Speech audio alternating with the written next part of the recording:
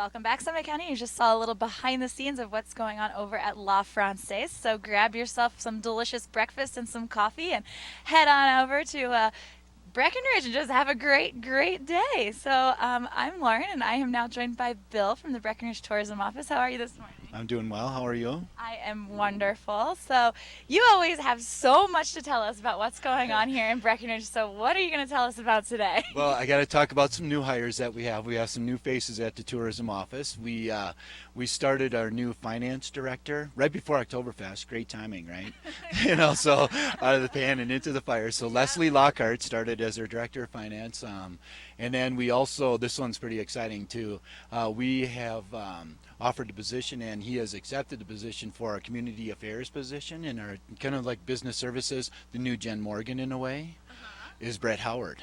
Okay. And so a lot of people that have been in Breckenridge and Summit County know Brett Howard from his days up at the ski area, and then most recently with Wilson Last. So very excited to have Brett on board in the office. So that's some exciting news at the tourism office. Great.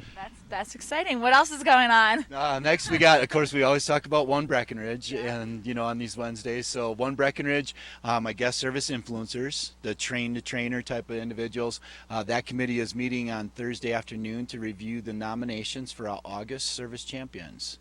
So if there's some nominations that people want to get in, we want to get those in by tomorrow afternoon by 2 o'clock, maybe even earlier if you can do it. That would be great. So we'll be reviewing those, and then we'll have announcements probably next week with regards to who some of the service champions will be, and we'll recognize those folks as well too. Cool. So how can people nominate someone? Good question. OneBreckenridge.com. So ONE Breckenridge.com, and then there's a tab in there, nominate a champion, and just tell us a story about what they did. How did they greet you well? Did they follow up with you? Did they make it feel like Breckenridge is a truly special place that it is, as we know? So those kind of things, just let us know about it. Great. And that's important for this kind of touristy town. We need to make sure that everyone who's coming through is happy and they're greeted by a smiling face. So it's a really great initiative. It is, because some of the things, one of my jobs is I get to do the research. So we do intercept surveys in Breckenridge, and this past winter season, 30% of our visitors had never been to Breckenridge before. Wow.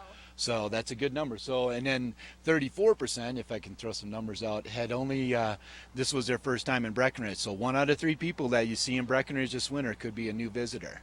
And then on the other hand, it's like over 30% of our people have been to Breckenridge 5 times or more. Wow.